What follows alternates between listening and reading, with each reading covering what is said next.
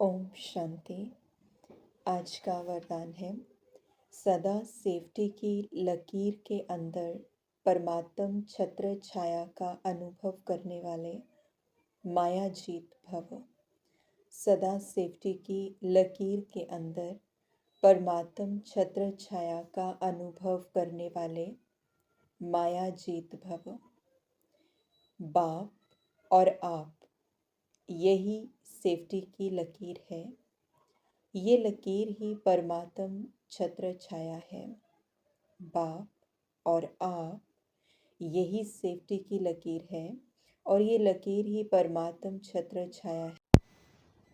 छाया की लकीर के अंदर है, उसके पास माया आने की हिम्मत भी नहीं रख सकती।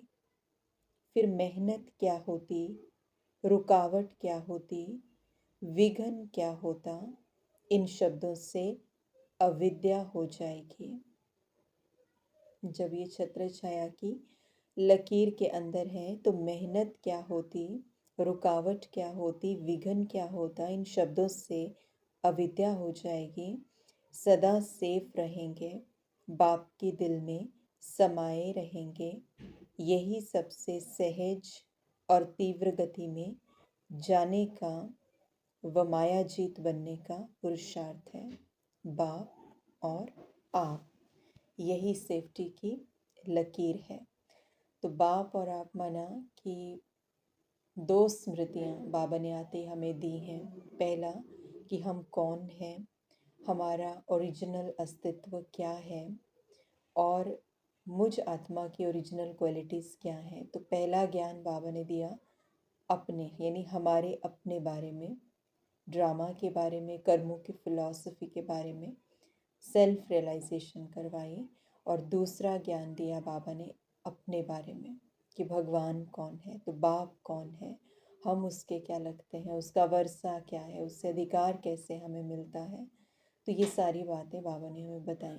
इसलिए बाप और आप, अगर ये दोनों बातें थ्रू आउट द डे हर कर्म करते हुए हमारी स्मृति में रहती हैं तो हमारे लिए वो स्मृति ही छत्र छाया का काम करती है।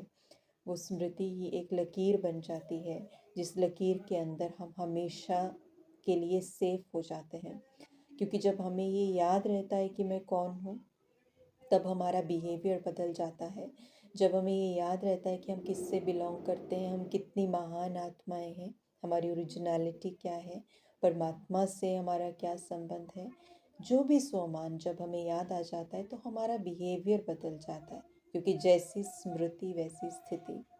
लेकिन जैसे ही हमें भूल जाता है तो हम फिर से वहीं आ जाते हैं। तो इसीलिए यही जो है, जो ये लकीर बाबा ने बताई, ये छत्र छाया बाबा ने बताई, ये स्मृति ही छत्र छाया का काम करती है।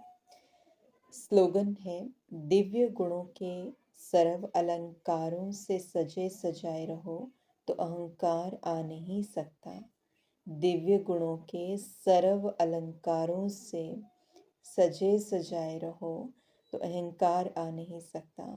जब दिव्य गुण, हमारी जो डिवाइन क्वालिटीज़ हैं, जब हम उनसे सजे सजाए रहते हैं और जब हम अपने गुण और शक्तियों को अपनी पर्सनैलिटी में लेके आते हैं तो ईगो का नाम निशान भी आसपास नहीं होता, अहंकार नहीं आ सकता। क्योंकि आत्मा अपने रियलिटी के बहुत ज़्यादा करीब है, तो वो देहभान से उतना ही ज़्यादा दूर है, वो उतना ही ज़्यादा भरपूरता का अनुभव कर रही है। और जहाँ भरपूरता है, जहाँ कंटेंटमेंट है, जहाँ संतुष्टता है, जहाँ अपने ओरिजिनल नेचर को महसूस करने वाली शांति है, स्टेबिलिटी है, वहाँ पर ईगो का कोई काम नहीं है। ओम शांति।